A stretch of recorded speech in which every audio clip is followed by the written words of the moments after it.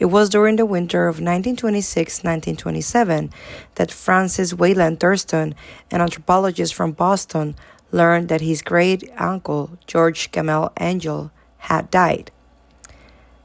As the sole heir and executor of his estate, Francis received all of Angel's research documents. Angel had been a well-known professor of Semitic languages at Brown University. The cause of death had two versions. The official one claimed a heart attack while climbing a hill near the city docks, but some witnesses said a dark man had pushed him. Either way, Francis took his great-uncle's documents home, where he began reading them and discovered a strange box. Inside, he found a clay sculpture about 2 centimeters thick and 30 centimeters across.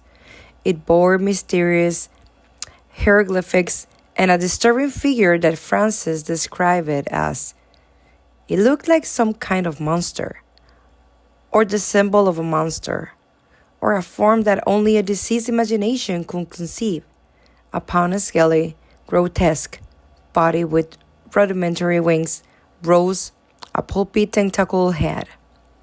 Behind it loomed an outline of Cyclopean architecture.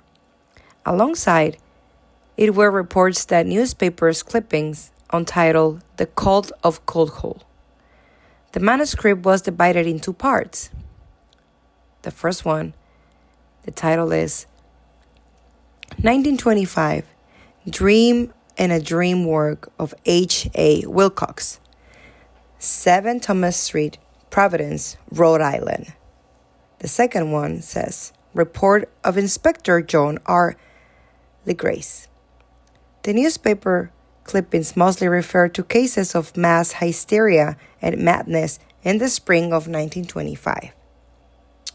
Part 1. The Dreams of H.A. Wilcox. March 1st, 1925. A thin, dark, nervous young man named Henry Anthony Wilcox, a student at the School of Fine Arts living at the Fleur-de-Lis building, visited Professor Angel with a peculiar clay bas-relief, still fresh and clamp. Wilcox, a gifted but egocentric artist, asked for help deciphering the symbols. At first, Angel dismissed him, but then Wilcox described the dreams and visions that led him to sculpt it. The professor became intrigued. The night before, a mild earthquake had shaken Providence, and Wilcox had dreamed for the first time Cyclopean cities made of giant stone blocks, vast monoliths oozing green slime, and walls covered in hieroglyphs. From the depths of the earth came a voice. Not quite a voice, more like a confused impression, expressed only through impossible letters called flickang. This phrase made Angel study the relief more closely. It seems oddly familiar. Wilcox denied belonging to any cult. The manuscript recounts Wilcox's daily visits and his continuous descriptions of strange, nightmarish cities, always involving the same wet stone architecture and an indescribable presence. The recurring sound in his dreams were kulkul and relay. By March 23rd, Wilcox fell ill with a terrible fever and was taken home.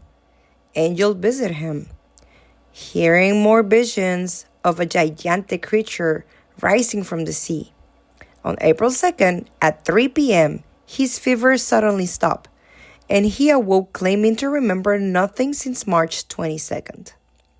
After that, Angel turned to interviews with others about their dreams. His findings were chilling.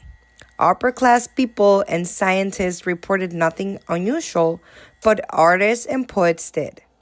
Between February 28 and April 2nd, many had dreams of strange landscapes, with some describing a nameless giant figure. Meanwhile, newspapers spoke of panic, suicides, and mass hysteria. especially among tribal regions in Africa and India, accompanied by chants and strange rituals. In asylums, mental disturbance became so widespread that it was a miracle that no one noticed the eerie similarities. Part 2. The report of Inspector Legrace. 17 years earlier, Professor Angel had already heard of Colco through a case involving Inspector John Raymond Legrace of New Orleans. During an archaeological congress in St. Louis, Legrace presented a stone statue found in the southern swamps while writing a group of occultists, followers of occult, even more evil than voodoo. The statue depicted a monstrous tentacle being sitting upon a pedestal with strange carvings. No scholar could identify its origins. Then, explorer William Channing Webb from Princeton recalled a similar find among the degenerate Eskimos in Greenland during 1860, a tribe whose devil worship rites included the same chant. Funglui, Monglui Naf, Kulku, Brole, Wan Nok, Ftong. That means, in this house of Ryle, dead Kulku waits dreaming. Legrace told how, in 1907, he had led a police expedition searching for missing women and children in the Louisiana swamps. They discovered a ritual around the idol with nearly 100 mixed blood worshippers chanting the same phrase.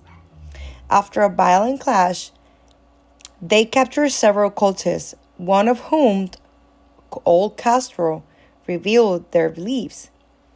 The cult worshipped the great old ones, being who came to earth from beyond the stars before humanity existed. They now slept beneath the sea and earth, communicating through dreams with their followers, awaiting the moment when the stars will align so they might rise again. The madness of the sea. Later, Francis found another clue, a newspaper clipping from Sydney, April 18, in 1925, describing a mysterious ship adrift. One sailor, a Norwegian named Gustav Johansen, had survived. Johansen's account told how his vessel, Emma, encountered a strange yacht, Alert, manned by cultists. After a bloody battle, Johansen and his men reached an uncharted island, the Rice and Raleigh. There, they saw impossible geometry and a massive door that opened by itself. A stench filled the air, and an unspeakable creature, in this case, cold coal, emerged immense, green, and gelatinous. Some men died instantly of terror. Others fled. Johansen rammed his ship into the monster's head, watching it collapse and reform before escaping. He later drifted aimlessly onto rescue, his mind shattered.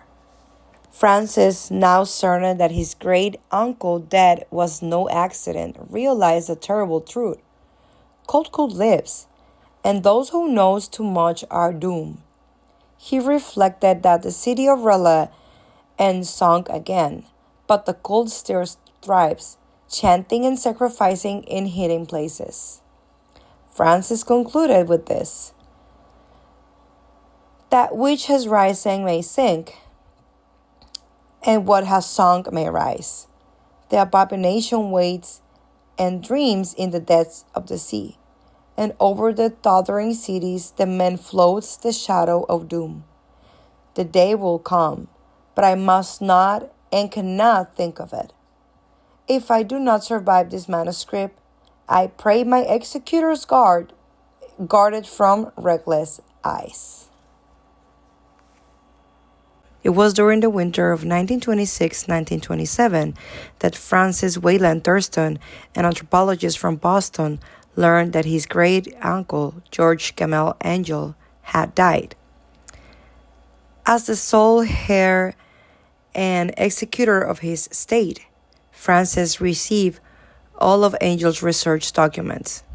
Angel had been a well-known professor of Semitic languages at Brown University. The cause of death had two versions. The official one claimed a heart attack while climbing a hill near the city docks, but some witnesses said a dark man had pushed him. Either way, Francis took his great-uncle's documents home, where he began reading them and